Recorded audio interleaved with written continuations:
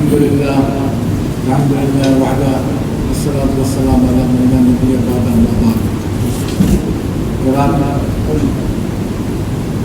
نکاح ہے تو اگرچہ مجھے نکاح پر بیان کرنا چاہیے تھا، لیکن نکاح کے بیانات میں بہت کچھ کر چکا ہوں، اس لیے جو ہے ایک اور ضروری چیز بتلاتا ہوں۔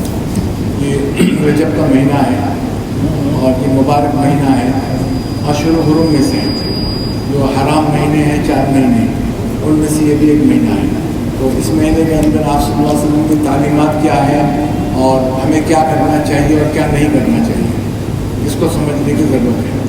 سب سے پہلی چیز یہ ہے کہ آپ صلی اللہ علیہ وسلم سے اس مہینے کے اندر میں صرف ایک عمل منقول ہے، ایک کام جو حدیث سے ثابت ہے، وہ یہ کہ آپ صلی اللہ علیہ وسلم جب رجب کا چاند دیکھتے تھے تو دعا پڑھتے تھے اللہم بارک لنا فی رجب و شعبان وبلغنا رمضان۔ یہ ایک مرتبہ دعا پڑھتے تھے، چاند دیکھنے کی دعا پڑھتے تھے کہ اے اللہ مجھے رجب کے مہینے میں برکت عطا فرما اور شعبان کے مہینے میں برکت عطا فرما اور ہمیں رمضان تک پہنچا دیجیے وبلغنا رمضان۔ تو یہ ایک عمل مسنون ہے جو حدیث سے ثابت ہے کہ چاند دیکھ کے لیے دعا پڑھے۔ اگر کوئی چاند دیکھ کر نہیں پڑھ سکا جب بھی چاہے پڑھ لے، لیکن ایک مرتبہ پڑھنا ہے، وہ ہمیشہ بار بار ہر نماز کے بعد پڑھنا کہیں نہیں ہے۔ ہم لوگ جو کرتے ہیں نا، ہر نماز کے بعد بار بار پڑھتے ہیں دعا کو، وہ حدیث سے کہیں ثابت نہیں ہے، ایک ہی مرتبہ پڑھنا ثابت ہے، صرف ایک مرتبہ پڑھنا ثابت ہے۔ اس طرح جو ایک مرتبہ دعا کو پڑھ لیں۔ اس کے بعد جو ہے یہ سمجھنے کی ضرورت ہے کہ اس مہینے کے اندر میں عموماً یہ خیال کیا جاتا ہے کہ 27 رجب کو معراج کی رات ہے، یہ صحیح نہیں ہے، اس لیے کہ معراج کی رات کے بارے میں بہت اختلاف ہے، کس تاریخ کو معراج ہوئی اور کس مہینے میں معراج ہوئی اس کے بارے میں اختلاف ہے۔ بعض کہتے ہیں کہ ربیع الاول میں ہوا، بعض کہتے ہیں کہ رجب میں ہوا، بعض کہتے ہیں اور مہینے میں ہوا، تو یہ بہت مختلفی مسئلہ ہے اور 27ویں تاریخ کی کوئی معین نہیں ہے، اس میں بھی بہت اختلاف ہے کون سی تاریخ کو ہوا۔ تو 27ویں رجب کی کوئی فضیلت نہیں ہے، اسلام میں 27ویں رجب کی کوئی فضیلت نہیں ہے۔ اس رات کو عبادت کرنا اور خصوصی طور پر اہتمام کر کے عبادت کرنا یہ منع ہے۔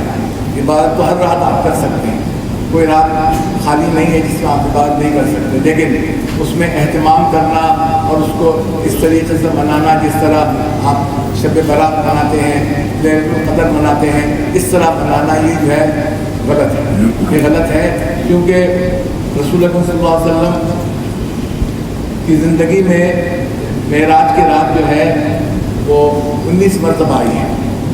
آپ صلی اللہ علیہ وسلم پانچویں سال میں آپ صلی اللہ علیہ وسلم کو نبوت ملنے کے 5 سال بعد آپ صلی اللہ علیہ وسلم کو معراج میں اللہ تعالیٰ نے بلایا۔ اس کے بعد آپ صلی اللہ علیہ وسلم 19 سال اور زندہ رہے۔ اس 19 سالوں میں معراج کی رات 19 مرتبہ آئی، لیکن کہیں بھی حدیث میں یہ ثابت نہیں کہ آپ صلی اللہ علیہ وسلم نے اس رات کی کوئی فضیلت بیان فرمائی ہو یا اس رات کے بارے میں کوئی حکم دیا ہو، اور نہ کہیں یہ آیا ہے کہ آپ صلی اللہ علیہ وسلم کے بعد صحابہ کرام نے اس رات کو منایا ہو یا اس رات میں عبادت کا اہتمام کیا ہو یا اس دن روزہ رکھا ہو، یہ کہیں بھی نہیں ہے۔ تو اس لیے جو ہے اس رات کو خصوصی طور پر اہتمام کر کے منانا یہ بدعت میں داخل ہے، اور بدعت ایک سنگین گناہ ہے، بڑا گناہ ہے، ایسا گناہ ہے کہ جس کے بارے میں قرآن حدیث سے معلوم ہوتا ہے کہ بدعت کرنے والا اس کو توبہ کی توفیق نہیں ہوتی، اس کو توبہ کی توفیق نہیں ہوتی، وہ توبہ نہیں کرے گا، وہ سمجھتا ہے کہ میں اچھا کام کروں، کیونکہ جو آدمی کسی کام کو غلط سمجھے گا وہ توبہ کرے گا، لیکن کوئی آدمی کسی کام کو اچھا سمجھے گا وہ توبہ نہیں کرے گا، وہ بلا توبہ کے مر جائے گا اور آخرت برباد ہوگا۔ اس لیے جو ہے یہ بدعت ہے اس رات کو اہتمام سے منانا، اور خاص کر میں یہاں کہتا ہوں پھر اس رات کو جو ہے بتیاں کھولنا مسجد کے اندر میں اور مسجد کے اندر میں چراغاں کرنا، یہ سب ہندوؤں کا طریقہ ہے، یہ سب ہندوؤں کا طریقہ، ہندوؤں کا شیوا ہے، اور حدیث میں ہے کہ من تشبہ بقوم فہو منہم، جو آدمی کسی قوم کے ساتھ مشابہت اختیار کرے وہ انہی میں سے ہے، تو اسی قوم میں سے اس کا حشر ہوگا، اسی قوم میں اس کا حشر ہوگا۔ یہ سب کچھ نہیں ہونا چاہیے۔ ہاں چاند کی پہلی تاریخ کو بتی کھولتا ہے اعلان کے لیے وہ صحیح ہے، لیکن اس رات کو بتی کھول کر مسجدوں میں چراغاں کرنا اور مسجدوں کو جو ہے روشن کرنا یہ کہیں بھی نہیں ہے، بلکہ یہ بھی بدعت کے اندر داخل ہے، اور اس سے بھی جو ہے ممانعت ہے، خاص کر علامہ شامی رحمۃ اللہ علیہ نے شامی کے اندر میں اس سے بہت سختی سے ممانعت کی ہے۔ تو بہرحال یہ سمجھیے کہ آپ صلی اللہ علیہ وسلم سے اور اسلام سے، دین سے اور دینی احکام سے جو محبت حضرات صحابہ کرام کو تھے، اور حضرات صحابہ کرام نے اس کا اہتمام کیا تھا دین پر چلنے کا اور دین کو اپنی زندگی میں داخل کرنے کا جو اہتمام کیا تھا وہ ہم کو تو نہیں ہو سکتا. ہم جو ہے اس مرتبہ تک پہنچ ہی نہیں سکتے, اس کا ہم تصور بھی نہیں کر سکتے کہ ہم اس طرح جو ہے دین کے اوپر چلیں گے اور دین سے محبت کریں گے. آپ صلی اللہ علیہ وسلم کی محبت, آپ صلی اللہ علیہ وسلم جو تعلق تھا صحابہ کرام کا, وہ تو ہم کو حاصل نہیں ہے. تو پھر صحابہ کرام نے جب یہ کام نہیں کیا اور اس کے بعد تابعین نے بھی نہیں کیا, طبع تابعین نے بھی نہیں کیا. آپ امت کی تاریخ اٹھا کر دیکھ لیجئے کہ طبع تابعین اور بعد کے دور میں بھی اس رات میں اس کا اہتمام کرنا کہیں بھی ثابت نہیں ہے, کہیں بھی ثابت نہیں, کسی نے بھی نہیں کیا. جب انہوں نے نہیں کیا تو ہم اور آپ کون کرنے والے ہیں؟ جس طرح اور راتیں ہیں, یہ بھی ایک رات ہے. ہاں اگر متعین طور پر معلوم ہو جائے کہ یہ شب معراج ہے تو وہ تو بہت عظیم الشان رات ہے ہر مسلمان کے لیے, اور اس رات کا درجہ بہت اونچا ہے. لیکن آپ صلی اللہ علیہ وسلم نے اس کو, صحابہ کرام نے اس کو معین طور پر ہمیں نہیں بتایا, اسی لیے کہ اس کے اندر بدعت ہوں گے, لوگ اس کو اور غلط کاموں میں استعمال کریں گے. جیسا عمر رضی اللہ تعالیٰ کے بارے میں آتا ہے, جو آدمی رجب کے اندر میں کسی رات میں تعین کر کے روزہ رکھتا تھا, شب معراج کی رات کو تعین کر کے روزہ رکھتا تھا, عمر رضی اللہ تعالیٰ جو ہے ڈنڈا لے کر جاتے تھے, اس کا روزہ توڑواتے تھے کہ روزہ توڑو میرے سامنے, روزہ توڑواتے تھے اور کھانا کھلاتے تھے اس کو, تاکہ جو ہے یہ بہتر نہ بن جاؤ. اس لیے جو ہے اس سے ہمیں اعتراض کرنا چاہیے اور اس کا کوئی ثبوت نہیں ہے. اس کے بعد جو ہے وہ مفتی شفیع صاحب رحمۃ اللہ علیہ فرماتے ہیں کہ ہندوستان کے اندر میں ایک مثل مشہور تھا اس زمانے میں کہ بنیا سے زیادہ ذہین سو باولا, بنیا سے زیادہ ہوشیار وہ باولا. یعنی بنیا ایک قوم ہے ہندوستان کے اندر جو کاروبار میں بہت اعلیٰ درجہ کے ذہن رکھتے ہیں اور بہت زیادہ ذہین لوگ ہیں کاروباری معاملات میں. تو وہ کاروبار بہت اچھا کرتے ہیں اور پیسہ جمع کرنے میں بھی وہ ماہر ہیں. تو ان سے زیادہ اگر کوئی ہوشیار ہے, اپنے آپ کو سمجھتا ہے کہ وہ اس سے زیادہ ہوشیار ہے کاروبار میں, تو وہ باولا ہے, پاگل ہے. تو اسی طرح یہ سمجھے کہ ہم صحابہ کرام سے زیادہ جو ہے دین کو سمجھنے والے ہیں اور ہم صحابہ کرام سے زیادہ عمل کرنے والے ہیں, وہ باولا ہے, احمق ہے, بیوقوف ہے. وہ احمق اور بیوقوف ہے. تو اس رات کا کوئی اہتمام نہیں کرنا چاہیے, کیونکہ یہ آدمی دین میں زیادتی کر رہا ہے. جو چیز دین میں نہیں ہے اس چیز کو دین میں زیادہ کر رہا ہے اور دین میں اس کو لا کر داخل کر رہا ہے. وہ کیا ہوگا؟ بدعت ہوگا, اور پھر وہ بدعت کا بڑا گناہ ہے. اور بدعت بہت سخت چیز ہے, بہت خراب چیز ہے. قرآن کریم میں فرمایا گیا بغیر اکثرین اعمال, بدترین جو جن لوگوں کے اعمال برباد ہونے والے ہیں, میں ان کو آپ کو نہ بتاؤں وہ کون ہے؟ الذین ضل سعیہم فی الحیاۃ الدنیا, جو لوگ اپنی زندگی کے محنتوں کو دنیاوی کاموں میں مصروف رکھتے ہیں اور اس کے پیچھے لگے رہتے ہیں اور دین میں نئی بات کو داخل کرتے ہیں, وہ لوگ جو ہے اکثرین اعمال, ان کے اعمال برباد ہونے والے ہیں. آپ صلی اللہ علیہ وسلم قیامت کے دن جب حوض کوثر کا پیالہ لے کر آپ صلی اللہ علیہ وسلم کو پلائیں گے, پانی پلائیں گے, اس وقت جو ہے سب لوگ آئیں گے, لیکن فرشتے آ کر جو ہے لوگوں کی ایک جماعت کو الگ ہٹا دیں گے. آپ صلی اللہ علیہ وسلم ارشاد فرمائیں گے کیا ہوا, یہ بھی میری امت میں داخل ہے, یہ بھی میری امت میں شامل ہے, کیوں ان کو ہٹا دو؟ تو فرشتے کہیں گے کہ آپ کو پتہ نہیں آپ کے بعد انہوں نے جو ہے کیا کچھ نہیں کیا, کیا خرابیاں کی اور دین میں کیا فساد پیدا کیا اور دین میں کیا گڑبڑی پیدا کی. تو آپ صلی اللہ علیہ وسلم فرمائیں گے سوقن بمن بدل بعدی, دوری ہو ان لوگوں کے لیے جنہوں نے میرے بعد میرے دین کے اندر میں تبدیلی کی. دین کے اندر میں تبدیلی کرنا ایک بہت بڑا جرم ہے. جو چیز دین نہیں ہے اس کو دین میں داخل کرنا اور اس کو دین سمجھ کر کرنا, یہ بہت بڑا جرم ہے.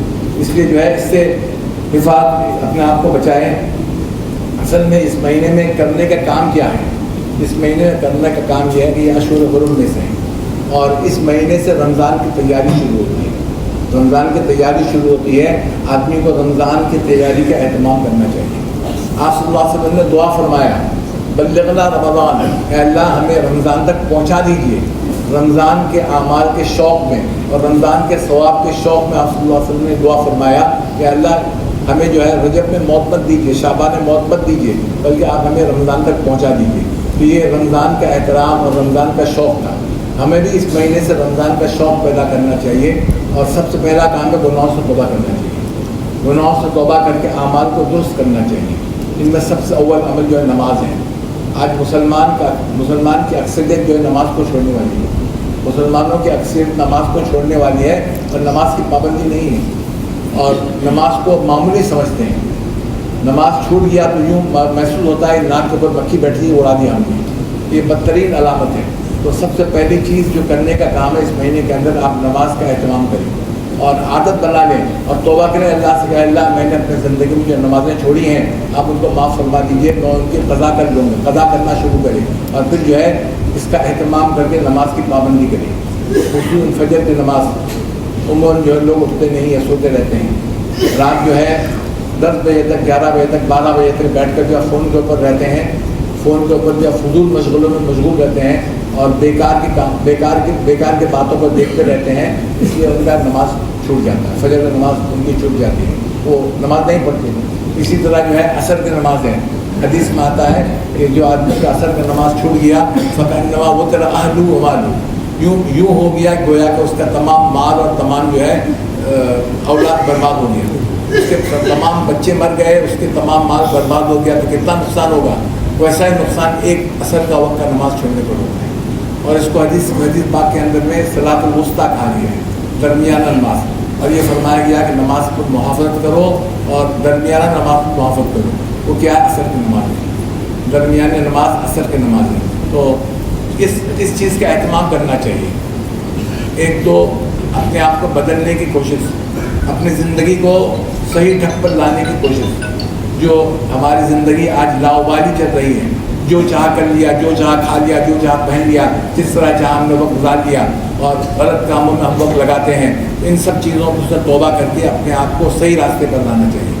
सही रास्ते पर जो दीन का रास्ता है, उलमा कराम से पूछ कर और सुलहा कराम से पूछ कर अपने आप को बदल कर उस रास्ते पर लाने की कोशिश शुरू कर देनी चाहिए इस महीने से। और उसके बाद ये जो है हल चलाने का महीना है, हल चलाने का महीना है, ज़मीन तैयार करने का। हम इस महीने में इन सब तौबा करके अमाल करके अपने आप को तैयार करेंगे और रमज़ान के महीने से पहले जो हम बीज बोएंगे, हम बीज डालेंगे और रमज़ान में खेती तैयार हो जाएगी। फिर हमको खेत काटना है, सिर्फ काट कर जो है अपना ज़ख़ीरा हासिल करना है।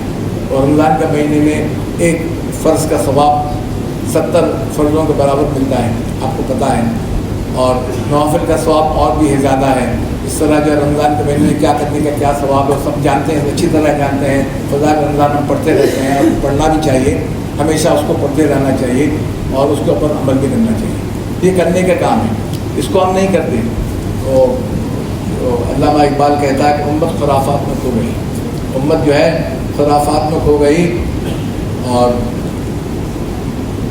हकीकत रिवायात में खो गई, हकीकत रिवायात में खो गई, उम्मत खुराफात में खो गई। फजूल के कामों को हमने अपना लिया, जो काम फजूल के हैं वो हम करेंगे, जो असल मकसूद है और जो असल करने के काम वो हम नहीं करेंगे। उस काम को कोई परवाह नहीं। नमाज की पाबंदी, गुनाहों से बचना, नज़र की हिफाजत, तौबा करना, रोज़ाना अल्लाह के सामने अपने गुनाहों की माफ़ी मांगना, ये सब नहीं करेंगे, ये सब नहीं करेंगे। और दूसरे काम हम फजूल के काम करेंगे। अभी आज़ादी का दिन था 4 जनवरी, उसमें जो है ये हमारे मदरसे के पास के इलाके में स्टेज बनाकर जो वहाँ जो है हिजड़ों को नचवाया गया, हिजड़ नाचे। और कौन किया? मुसलमानों ने किया। उसका करने वाले करता धरता कौन थे? मुसलमान थे। यहाँ भी पहले किया गया है, वो जंगों को और हिजड़ों को जलाकर नचाया गया। इससे क्या होता है? अल्लाह के अज़ाब को हम दावत दे रहे हैं। इस वक्त जो हालात हैं हमारे, वो किस लिए है? हमारे अमल की वजह से है। हम जो गलत काम कर रहे हैं उसका नतीजा हम भुगत रहे हैं, उसका नतीजा हम भुगत रहे हैं। इससे तौबा करने की तौफीक नहीं होती। वो समझते हैं हमने बहुत बड़ा काम किया, हमने बहुत अच्छा काम किया। और गलत कामों में, गुनाह के कामों में मुसलमान जो है आगे बढ़कर हिस्सा लेते हैं और दूसरों को खुश करने के लिए, गैर कौम को खुश करने के लिए और बड़े लोगों को खुश करने के लिए हम दिल खोल कर पैसे देते हैं, दिल खोल कर पैसे देते हैं। समझते हैं कि इससे हमको बहुत कुछ हासिल हो जाएगा। हासिल कुछ नहीं होगा, बल्कि सबके निगाह में हम जलील हो जाएंगे, सबके निगाह में हम जलील होंगे और कुछ नहीं होगा। और यही होता है, सबके निगाह में जलील होते हैं। फिर क्या होता है? अल्लाह की पकड़ अचानक आती है, अल्लाह ताला रस्सी को छोड़ कर देते हैं, छूट देते हैं, करो और करो और करो। लेकिन जब पकड़ आती है तो क्या होता है? कोई बचाने वाला और कोई मददगार नहीं रहता है।